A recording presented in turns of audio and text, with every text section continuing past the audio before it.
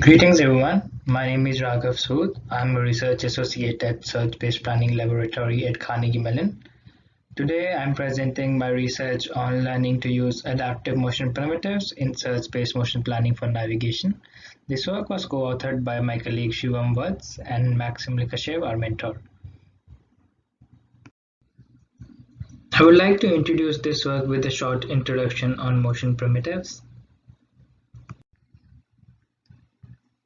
In motion planning problems, such graph is created using small set of actions called motion primitives. The first kind of motion primitives are static motion primitives. These are the primitives that are computed offline before search. During the search, we can create a lattice graph using these small motion primitives.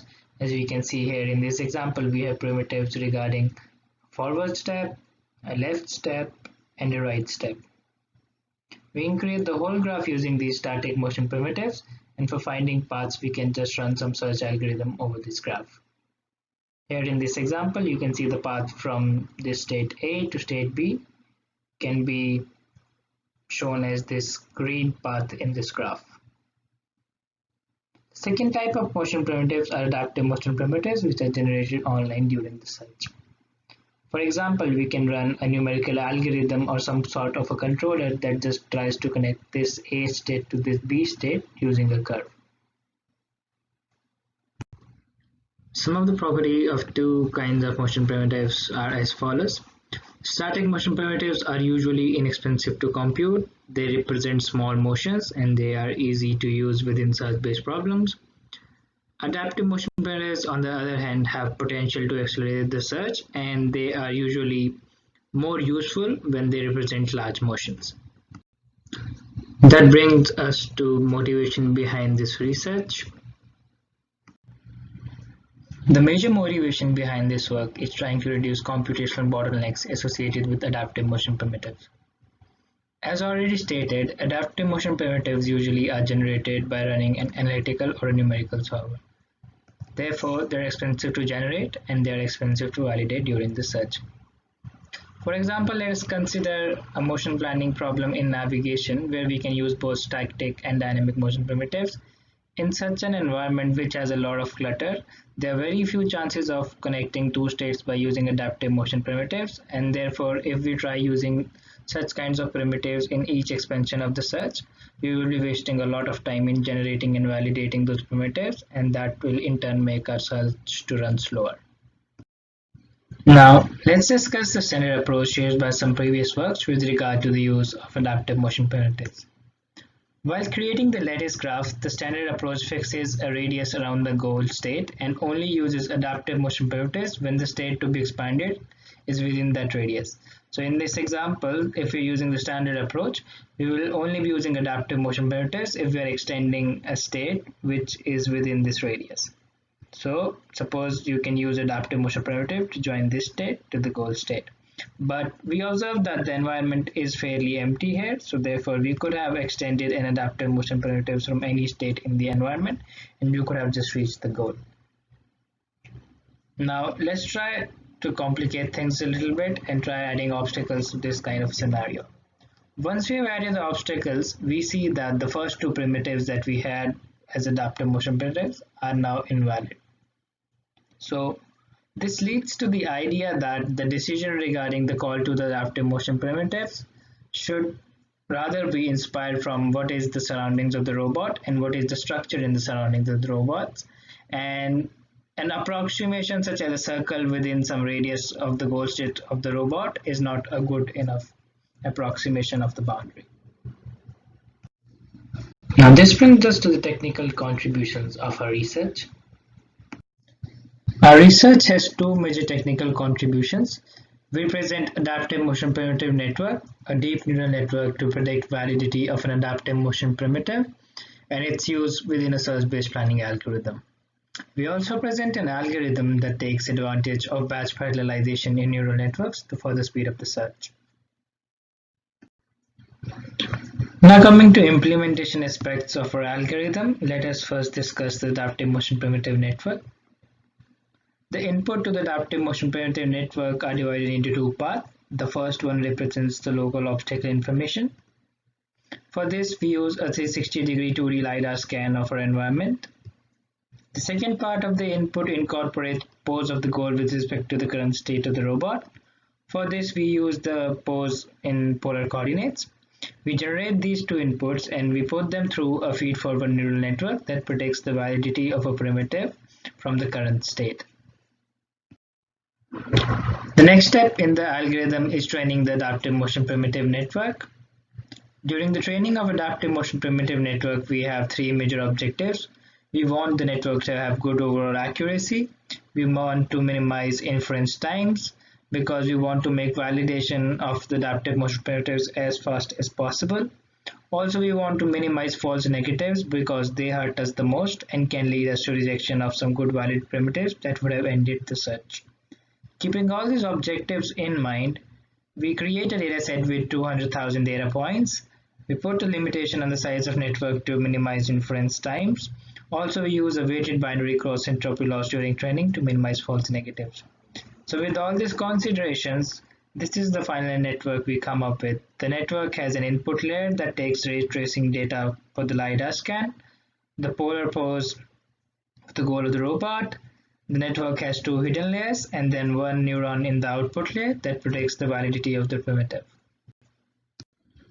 Even with all the optimizations in the design of the network, the neural network inference during each expansion in search is expensive. This is due to two major computational overheads. The first one is the input generation, as it involves ray tracing around the state of the robot to get the 2D LiDAR scan, and the second is the forward pass through the neural network. We come up with the pre-processing step before the actual search to get around this computational overhead. The input to this pre-processing step is the goal of the motion planning problem, some n number of samples, and the trained adaptive motion primitive network. The first step is we sample n vertices in the C space of the robot. We calculate the features f for all of the samples. We stack all of the features in a batch. We forward pass that batch through the adaptive motion primitive network. We then store all the inferences in a map called minference. We then create a KD tree of all samples in the configuration space, and then we store the minf and a KD tree in the memory so that we can use it later during the search.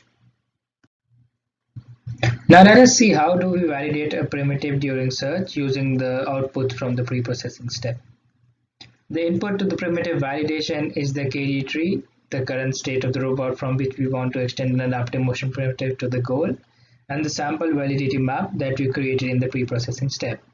The first step is querying k nearest neighbors for the current state from the KD tree. We then look up the inferences for all these neighbors using the sample validity map. We compute the mode inference within the neighbors, and then we choose the validity of the mode inference as the validity for the current primitive from the current state. To incorporate our adaptive motion primitive validation in standard guess successor routine, we make a slight modification to validation of adaptive motion primitives. So for each adaptive primitive in the set of all the adaptive motion primitives, we first check if that primitive will be valid from the current state using the adaptive motion primitive network. If it's valid, then we generate the successor. Then we check the successor for any collisions. If the successor is free of collisions, we add it to the list of successors. Otherwise, if it's deemed invalid by the adaptive motion primitive network, we do not regard that as a successor. And also, if successor is deemed valid by adaptive motion primitive network but is in collision, then also we do not add that successor. Now let's discuss our experiments and results. In our experimental setup, we define the problem as a 3 degree of freedom motion planning for navigation, that is X, Y, and theta. The robot chosen is a non-holonomic ground robot. In motion primitives, we have 4 types of static motion primitives. This correspond to going forward, backward, left, and right. And then we have a dynamic motion primitive that is a read shifts path primitive to the goal. Also, we create 7 test environments with various degrees of complexity. These are some of the environments that we created for testing our algorithms. You can see that the complexity of these environments increases from left to right with regards to the number of obstacles and their positioning. Now let's discuss adaptive motion primitive network results. As already mentioned, one of the major objectives of the training was minimizing false negatives, and we see that we do a pretty good job as we are able to reduce the false negatives to 3%. That means we have a 97% accuracy on the positive class. That means we are less likely to miss any valid motion primitives. Also, we have 20% false positive, but false positives are handled by the validation step in our algorithm and do not lead to any invalid paths. Although higher false positives means more validation checks. The overall accuracy of our algorithms comes out to be 87%. Another objective during the training of adaptive motion primitive networks was to minimize inference times, as we want to have inference times that are better than the actual evaluation time of the motion primitive. Here in this plot we can see the blue line represents the ReadShift's evaluation time, whereas the red line represents the adaptive motion primitive network inference time with respect to the batch size. We can see that the both axes are in logarithmic scale and the time per inference falls exponentially with the increase in batch size. So if we used a batch size greater than 800 in our pre-processing step, we were already doing much better than the actual evaluation time of ReadShift's path. Now let's discuss the planning results of our algorithm. We compare our algorithm called ReadShift with adaptive motion primitive network to three other benchmarks. The first one is using ReadShift within a fixed distance. The second one is using ReadShift always during search. And the third one is using no ReadShift at all. We ran over 100 planning queries across 7 environments with various degrees of complexity. And we observed that our algorithm performs 2.5 times faster than ReadShift at a fixed distance, 2.7 times faster than naive ReadShifts used always, and 4.5 times faster than using no ReadShifts at all. We further compared the performance of our algorithm with respect to the other benchmarks in 3 scenarios: in uncluttered environments, environments with slight clutter, and highly cluttered environments.